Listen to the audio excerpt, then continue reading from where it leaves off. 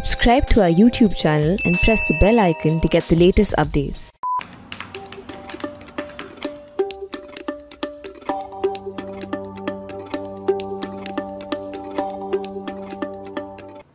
Prime Minister Narendra Modi turns 71 today. Today as in this Friday, when I record this edition of this week's National Interest on camera. He turned 71 and there were mega celebrations, which are a bit of a surprise given that it was the 71st. Of course, India got a big gift from him by way of more than 2 crore vaccinations in a day. Fantastic. You have to say thank you for that and well done. Congratulations. But there was a lot of discussion over why did the BJP and the government make such a big deal of the 71st birthday. Now you can understand the 50th, 60th, 75th, Golden Jubilee, Diamond Jubilee, etc., etc. But even the 70th, and 70th was last year, that wasn't made such a big deal of. So who makes such a big deal of the 71st and why? So there are many theories in this city. This is the city of Gyanis, so they all throw theories, or as my friend Gopi Malewal in Hong Kong says, this is a city inhabited by the media Gyani complex. So in the media Gyani complex, there is a lot of talk as to why such a big deal of the 71st. And the speculation then ranges from a straightforward need for better headlines, and India has been through a very tough time, and Modi government's been through a very tough time. Ratings have been down lately, particularly as shown in the last India Today Mood of the Nation poll. He is still way ahead of everybody, but not where he was 6 months prior to that. Also that India has weathered a really crippling wave of COVID. Economy has been down, there are job losses, income losses. So maybe create a mood of positivity now. This is an opportunity for a couple of weeks and then take that positivity or that positive wave forward into the election season, because key states are coming up for elections just as the winter is about to end. Now, this is not a government that you know very much about. The fact is that all of us who think we are Gyanis in Delhi and who do political panditry, but even the Pandits of Panditry, even the Shankaracharyas of political panditry in Delhi have very little idea what's going on with Modi government and the BJP, because they've managed to keep everything secret till the last moment, everything close to their chest till the last moment. See, nobody knew the names of Manohar Lal Khattar and Raghubar Das before they became chief ministers of Haryana and Jharkhand, respectively. Who had imagined? Now, all of us had some inkling, we could say, that Vijay Rupani was on his way out. But who had imagined that his successor will be Bhupendra Patel? Again, we can say, okay, we had an idea it will be a Patidar. But Bhupendra Patel was not among the 5 Patidar names that were being tossed around for several days by everybody. So everybody was proven wrong. So when you work in that environment, you can be forgiven for not knowing, but you should also have the humility to accept that I don't know. Because what happens is that when there is secrecy and the government runs in such secrecy that nobody actually knows, this then leaves the market open for the rumor bazaar, and rumors are spreading all the time, whispers, etc., etc. People talk. This is a subterranean world in itself. So in this rumor bazaar, there are quote unquote expert theories, inside stories, and educated guesswork. Now, so you hear a lot of stuff in that subterranean rumor bazaar, but there is one question that you never hear, and that question is, after Modi, who? Now, isn't that an interesting question? Now, let's go back to India's own political history. So look at the rear view mirror and look right back at 1947. Narendra Modi, interestingly, it's one of those interesting facts about Indian politics, it's a pure coincidence, will be only the 2nd Prime Minister in India's history to enter into his 70s while being Prime Minister, in his Prime Ministership, or even more so if you qualify it as in the 2nd term of his Prime Ministership. Second, so he'll be the 2nd after Nehru. But when Nehru entered his 70s, When Nehru turned 71, as Modi has done now, in 1960, there was already a lot of clamor in Delhi about after Nehru who. Now, of course, at that point, nobody doubted that Congress will come back to power in 1962 when the elections were scheduled at that point, because Indian politics was then a one-horse race and Congress was a one-horse race. So there was no doubt that the Congress will come to power, but there were questions about who will succeed Nehru. There is no such question about Narendra Modi now, even though while if you were a betting man and somebody put a gun on your head and said you have to take a bet, buy futures on 2024 elections on who will win, then chances are that irrespective of your voting preferences, particularly if you have the non-partisanship when your money is involved, particularly to give up your voting preferences for now and take a bet, what will you bet on? You will bet on the BJP getting another term under Narendra Modi in 2024. As of today, of course, there's a lot of time between now and 2024. Now, in that situation, you can understand nobody wants to say after Modi who. And until a credible challenger emerges from any of the other parties who looks like with an outside chance of beating a Modi-led BJP in 2024, this debate or this discussion has to be confined to choices within the BJP. When you see that, then you can see why this question is never asked, because this question doesn't arise.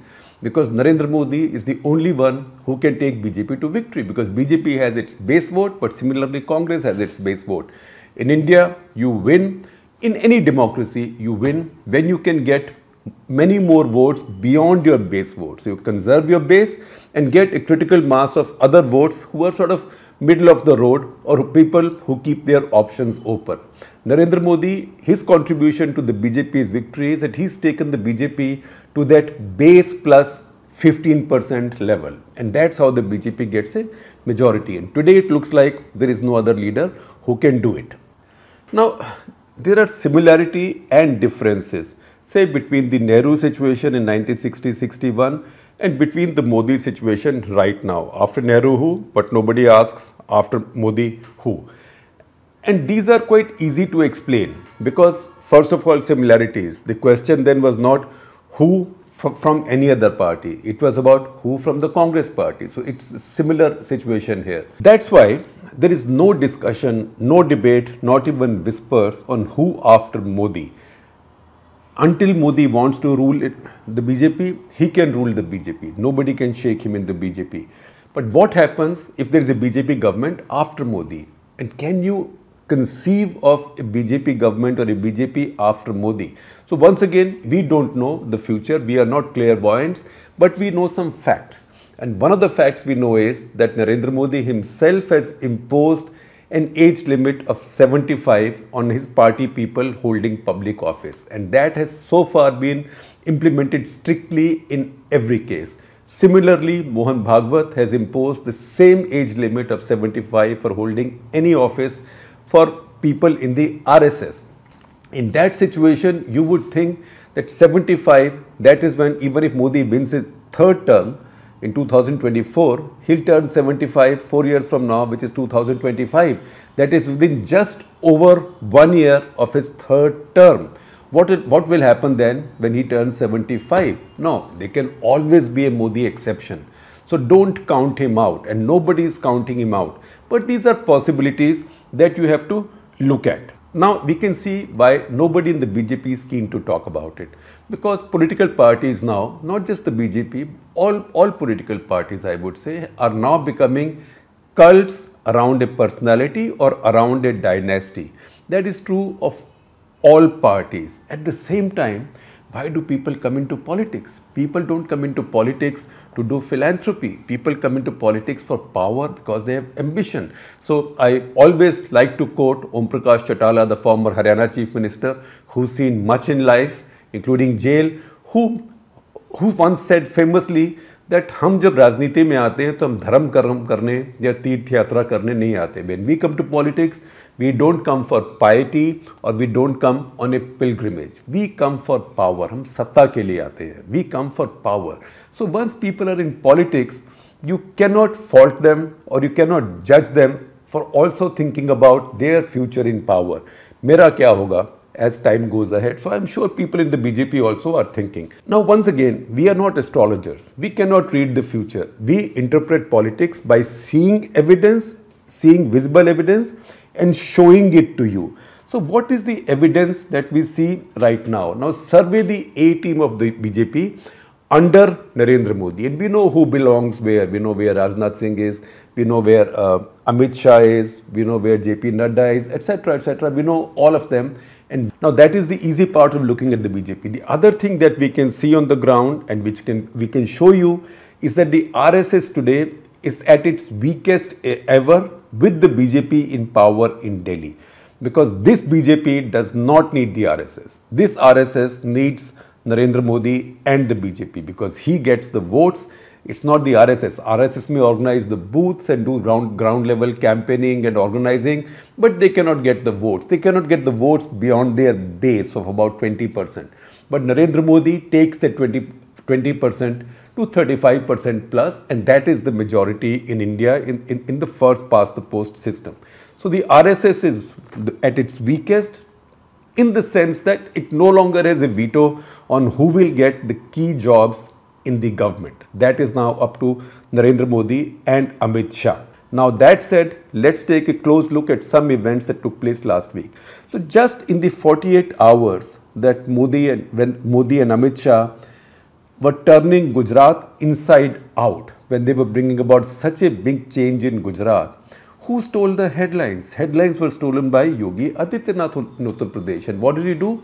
He made that speech, that famous or infamous speech, with the word Abbajan used 3 times, if not 4 times. In fact, you can check out that entire speech as the print uncut on our YouTube page. Now that speech for a moment might have looked like Yogi Adityanath's launch of his election campaign. It also sort of set the direction of where his campaign will go. It will be a divisive campaign, and he is not afraid, he is not shy of being divisive because he knows where his voters are and he appeals only to his base.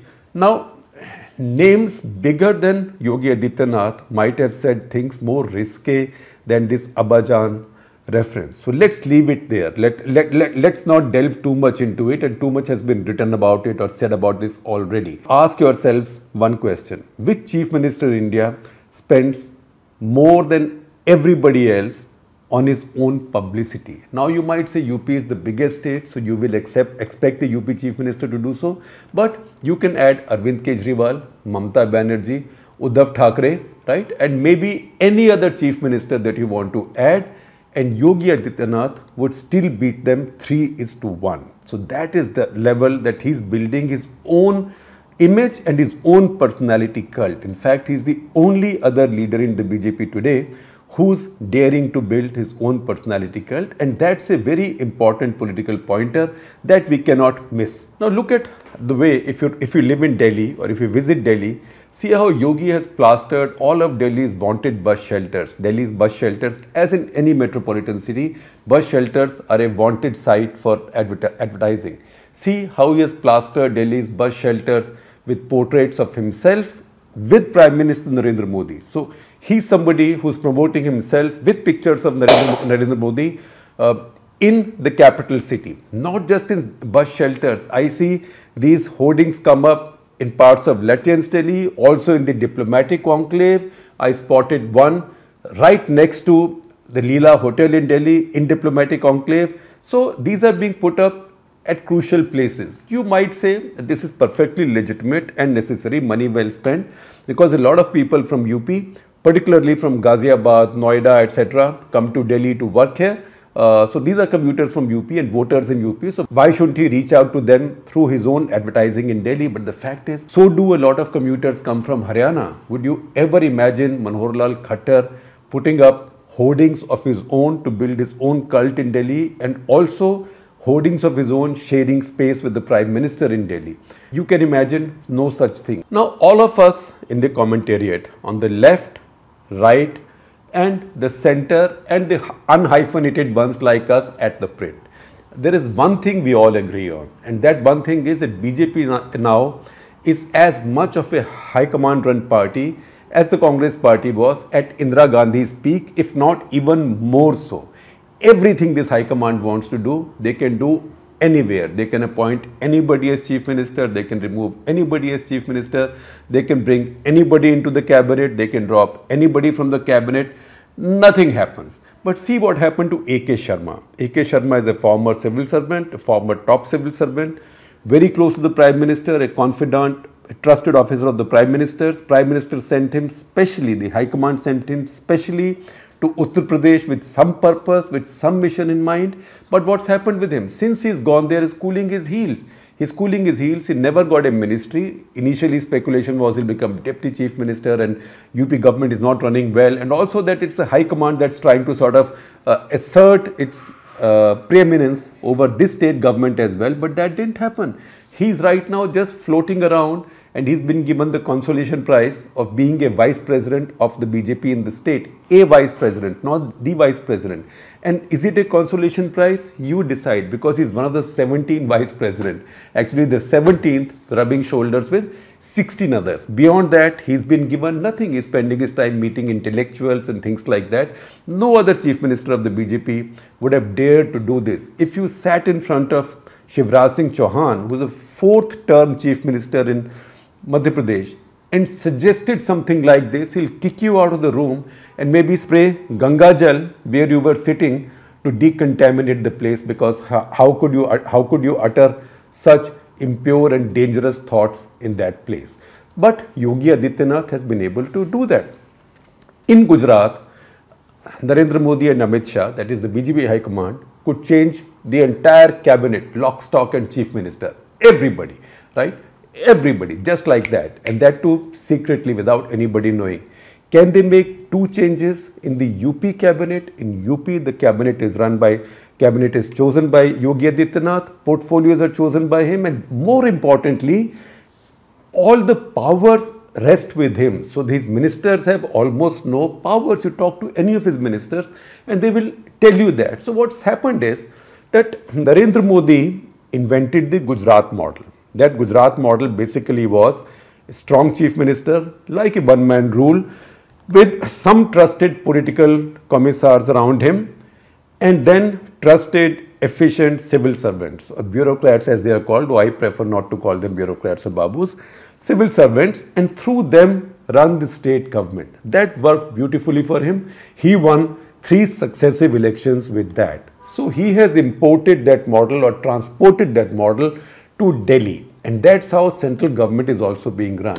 What's happening in Uttar Pradesh is that Uttar Pradesh is also running on the Gujarat model, but at this point it is not Mr. Modi's Gujarat model.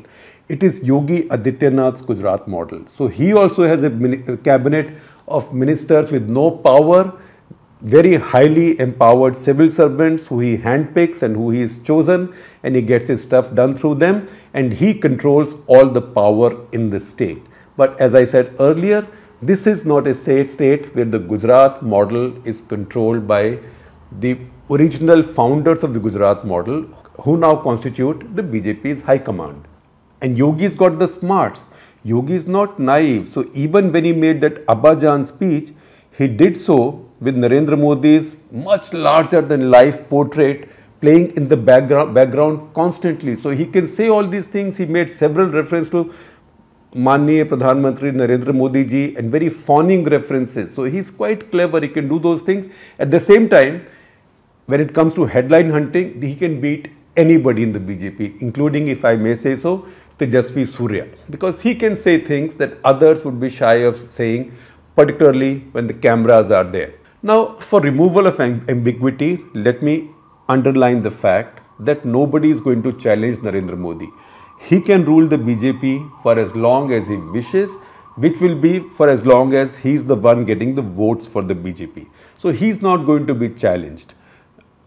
Within the BJP, however, another power center is now rising, and that's a change. At 49, Yogi Adityanath is among our youngest senior politicians in the country. In fact, he's younger than Arvind Kejriwal, considerably younger than Rahul Gandhi, and younger than all the others in the BJP. So he's just 49. He's got a lot of time to go and a lot of energy. Like Narendra Modi, he does not have a family, so he has no encumbrances there.